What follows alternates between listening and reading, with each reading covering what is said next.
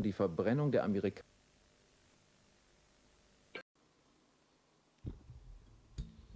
What is up, my gorgeous mates of YouTube? My name is Aussie Marcel, and in today's video I'm going to be talking about 5 men's fragrances I wish weren't discontinued, or I wish they would bring back. And I've also got one honorable mention here, which I will begin with, but my fragrance of the day is Ladifers Assad. It is an incredibly attractive clone of Dior Sauvage Elixir, but the one benefit of it is that I don't have to pay no $300 Australian to wear it. It's got this really realistic, rich, masculine lavender note in it, and I just can't get enough of that. It's also got this kind of deep amberish quality to it as well, and that's also quite attractive. It's just a great smelling fragrance. It's going to get you massive compliments, and you can pick it up here on eBay for about $80 Australian. So if you are after Dior Sauvage Elixir on a budget, that is a great alternative. For some reason, it's really difficult to find Sauvage here in Australia, at least in regional towns. Most people don't ship Sauvage around anywhere. I've tried to order it a couple of times, and I've had the order go back just because they can't ship it. They say it's because of the alcohol, but yeah, I just find that incredibly disappointing. I buy plenty of fragrances online, but the only fragrances I've ever had any difficulty sourcing are the Sauvage fragrances for some reason. So I've just got to stick with little sampler bottles and whatnot. But yeah, that's another issue for another day. Starting things off with the honorable mention, and that is Paco Rabanne's Black XS. And I just wanted to say rest in power to Paco Rabanne, who recently passed away. Thoughts and prayers to his family and all that jazz. So yeah, the fashion and perfumery world has really lost an icon of the industry. And yeah, terrible news. So Black XS, the original, I've had this bottle since 2012, and I've still got about just under half of it left. What I love about this is that it's got this really rich, almost strawberry jam quality to it, and a dirty, earthy patchouli note as well. In 2018, they reformulated that scent, so you can still get the reformulated Black X, but it's just not the same. It doesn't have that rich strawberry quality. I mean, the strawberry note is there, it's just a lot lighter. It's a much more linear, simple fragrance, and it's just, we really lost a fantastic fragrance. Here is the reformulated bottle. You've probably seen it around. Look, it still smells fantastic. I've made my peace with it. I don't hate it like I once did, just because Black XS was my scent for all of high school, basically, and going into uni. It was just my fragrance. This was me. So if you knew me back then, this is what I wore, this is what I smelled like. And nowadays, Black XS is still incredible.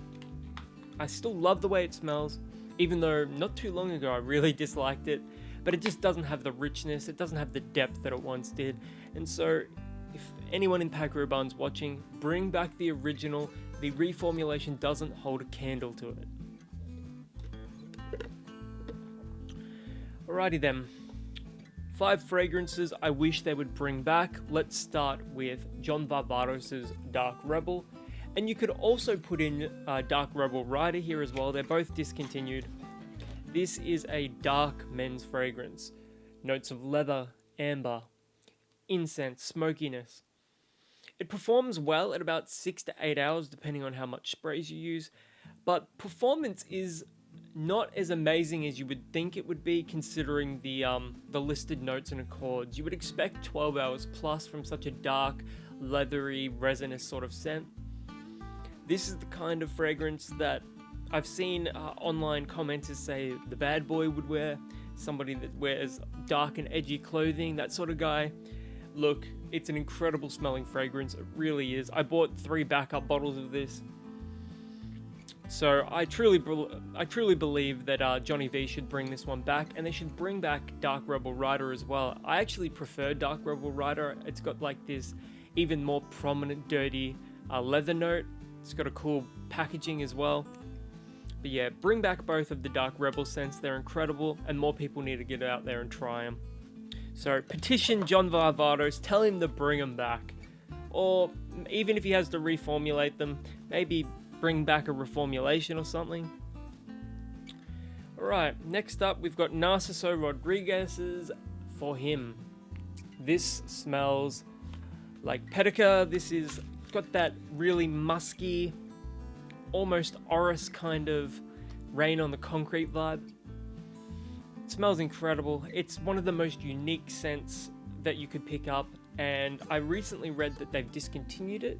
You can still get Bleu Noir, which is the slightly more bluer one, but this original one right here, there is sort of a clone of it, Guess 1981 Los Angeles. That smells amazing, but it just doesn't have the performance of the classic Narciso Rodriguez For Him.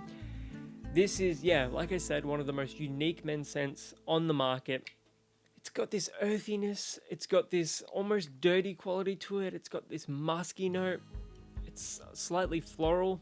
It's truly like almost nothing else I've ever smelled in my life. People do give me compliments on this one, but it's not a compliment beast by any means. This is something that you wear on a cold, rainy day, and you evoke that sort of same atmosphere as the cold, rainy day. This is the sort of fragrance that you wear on a cold, rainy day. It gives you that sort of vibe that you match the current weather, the current environment. I highly recommend checking this one out. It truly is worth it if you can find it at a good price. Here in Australia, you're looking at about $120, and the more it sells, the more expensive it's going to get. So get your hands on it while you can. Maybe test out a sampler. But yeah, it's an incredible scent. Next up, Fandai by Fendi. This is a potent leather fragrance. There's not a lot of supporting notes and accords here.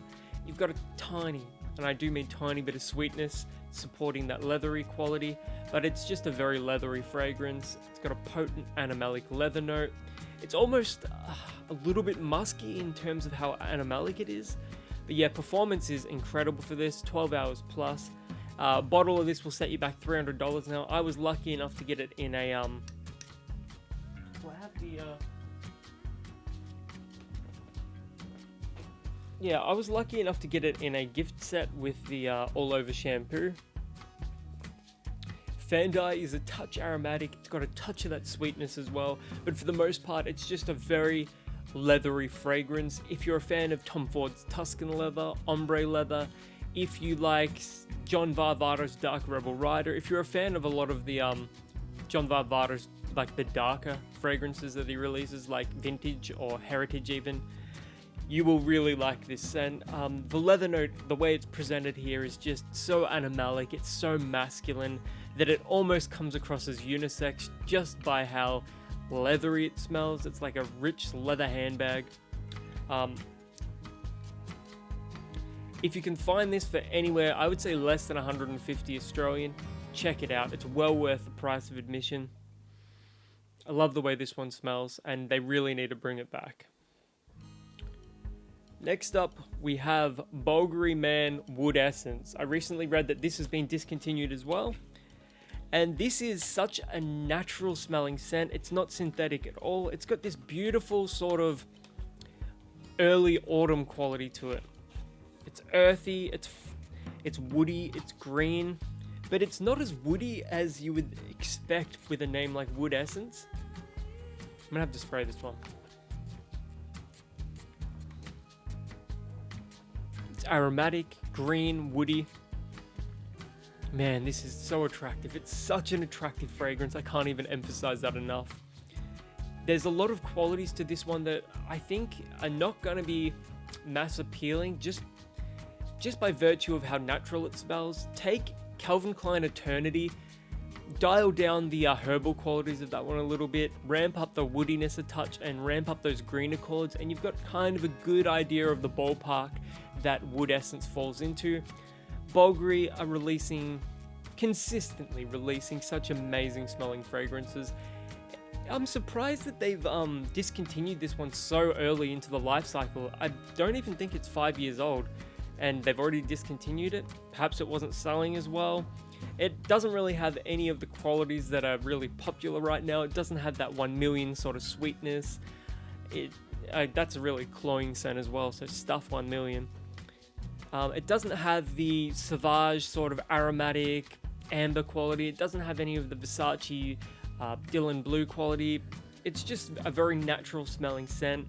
And in a market where really youthful, juvenile, sweet scents are what's selling, it takes a fragrance like Bulgari Man Wood Essence to really step up and show the world that fragrances can be natural smelling. They don't have to be sweet bombs in your face. It's just such a shame. Truly it is. I've heard really good things about the other Essence fragrances by Bulgari. I've yet to check them out though, but if they're anything like Wood Essence, they're probably discontinued and they need to bring them back.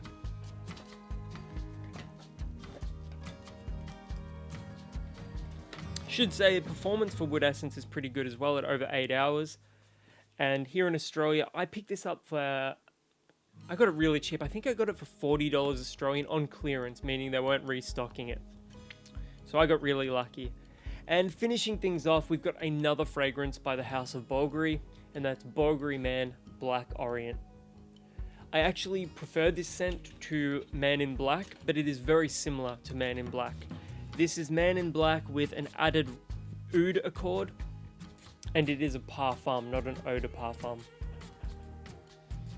This, man, it kind of reminds me, this is going to be a weird comparison, but when I was a kid, it reminds me of a tackle box, like a fishing tackle box, but just like a boozy, woody, leathery tackle box, you know? I'm not going to waste a spray of this, it's too precious. I picked up Black Orient for about $80 Australian on clearance. I did have 2 bottles of this, but I ended up selling the other one for like $200 or something like that.